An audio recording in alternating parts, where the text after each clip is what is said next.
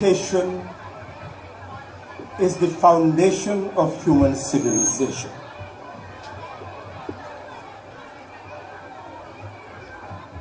And there can be no liberty or prosperity in society without education. This school is a tree of life. When it blossoms, it produces these children today. Look at them. They were like these small children yesterday. But parents and teachers invested in them by caring. That is why they have grown up to be who they are today. We're here to celebrate your success, Mr. Principal. Your success, the board. Your success, the teachers. Your success, the parents. Human society requires sacrifice. Without the parents and the teachers sacrificing time, energy, resources, these children who are graduating today would not have been where they are today. That is the investment you have made to make this possible today. That is why we're here to celebrate. It is important for all of us to realize that the wildest beasts on this earth are the tenderest of beings on earth when it comes to taking care of their offspring. The lioness, the tigress would have to show tenderness to take care of their offspring, to teach them survival skills.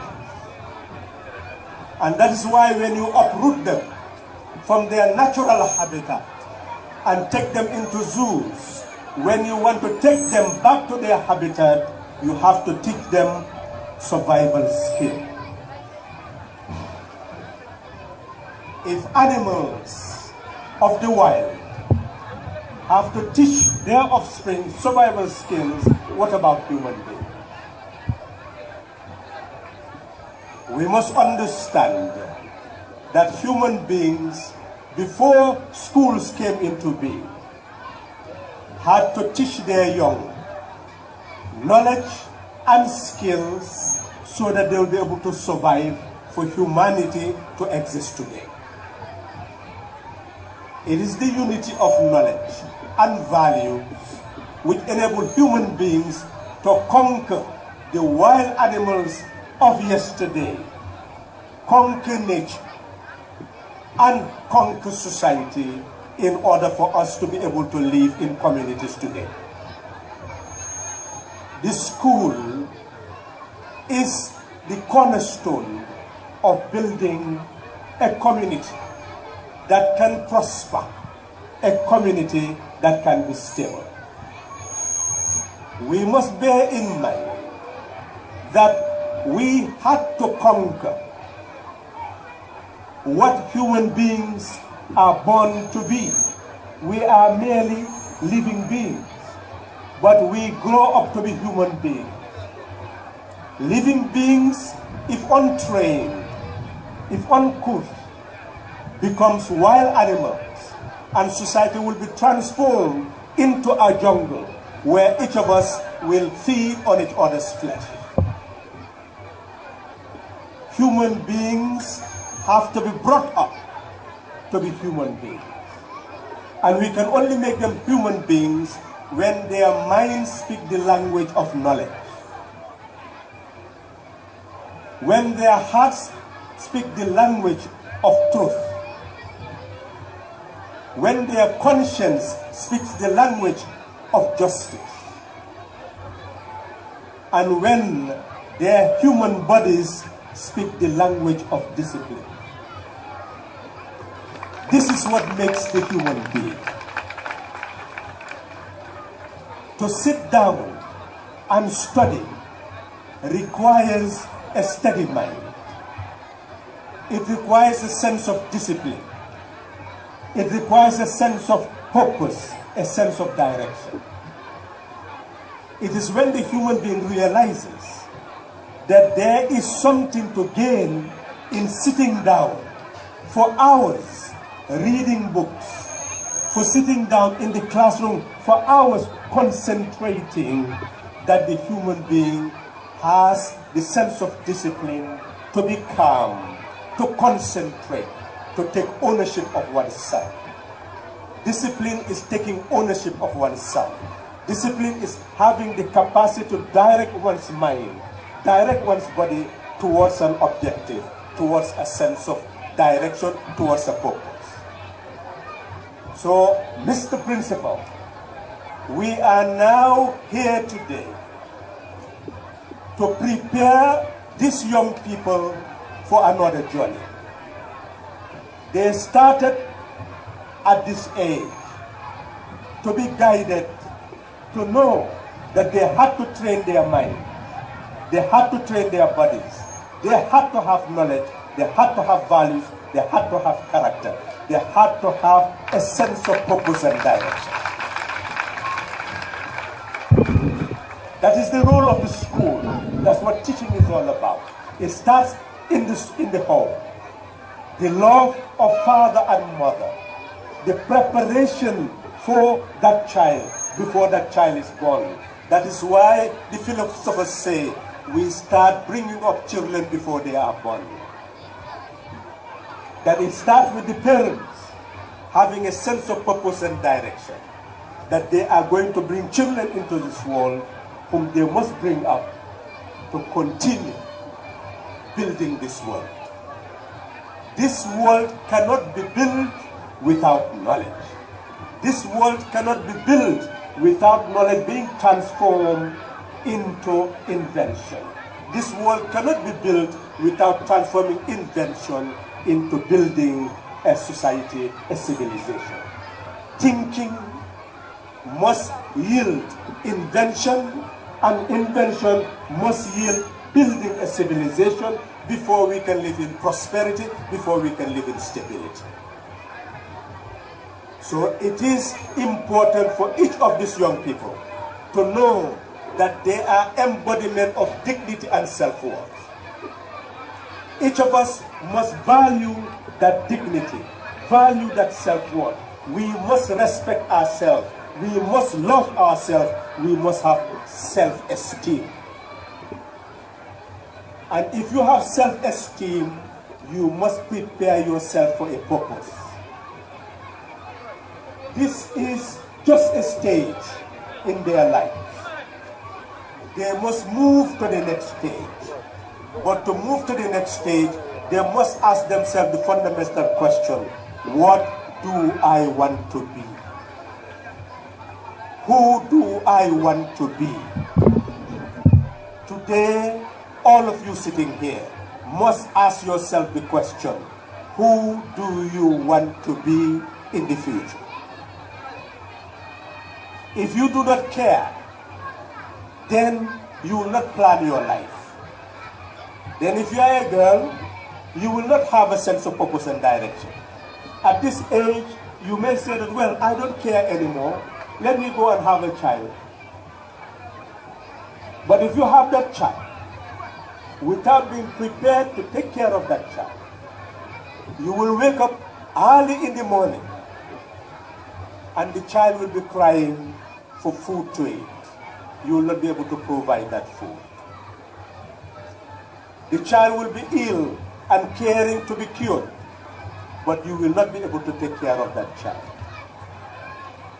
That child will want to be protected, but you will not be able to protect that child because you are yet to develop to be able to have the earning capacity to be able to take care of that child.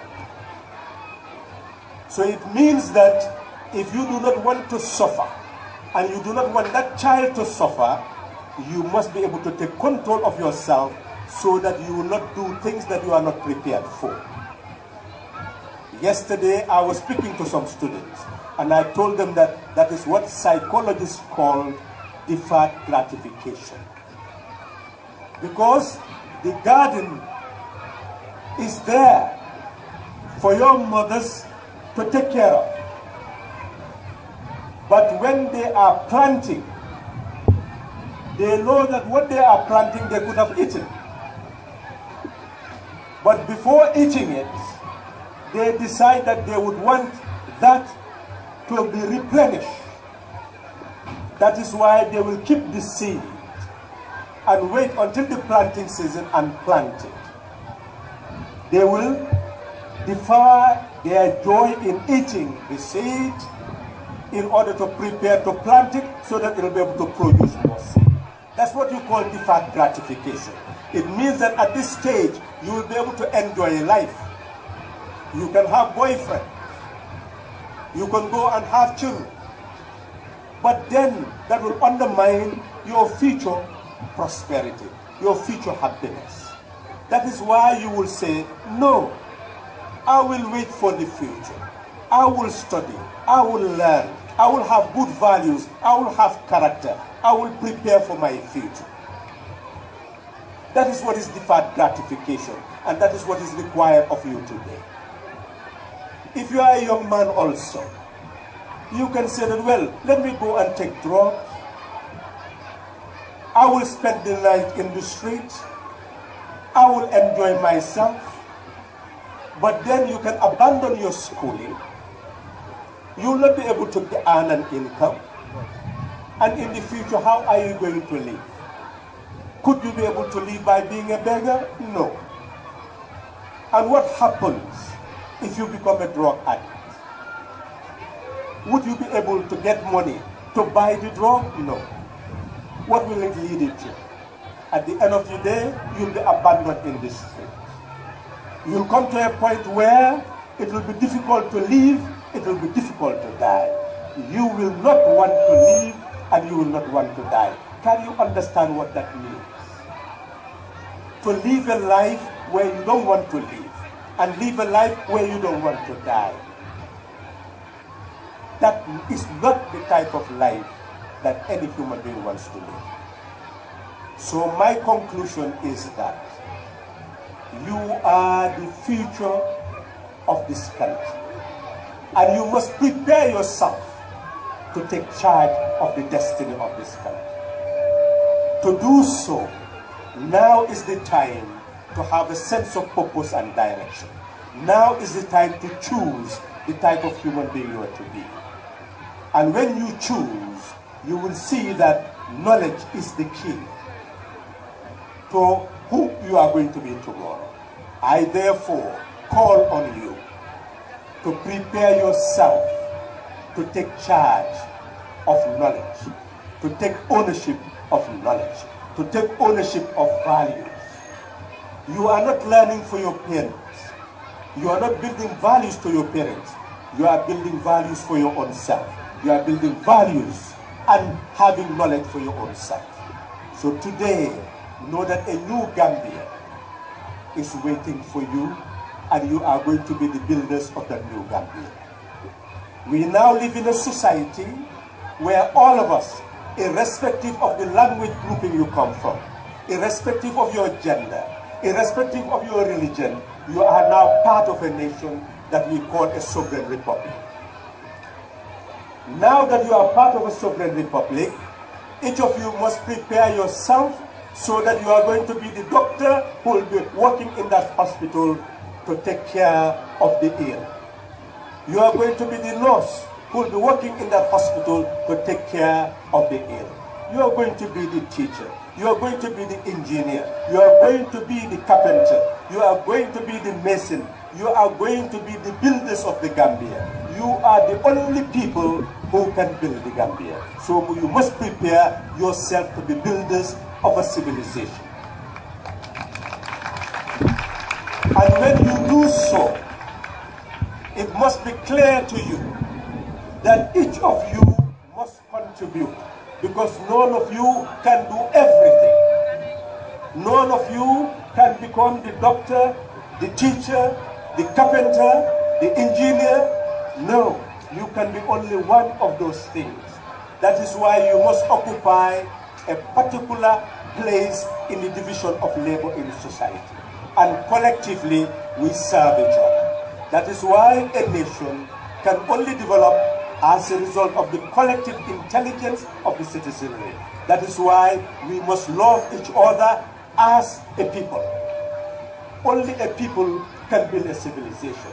That is why today I would want to leave that message to you, that we all know that when you are ill and you go to that hospital, you do not ask the doctor what gender, what religion, what tribe he belongs or she belongs to.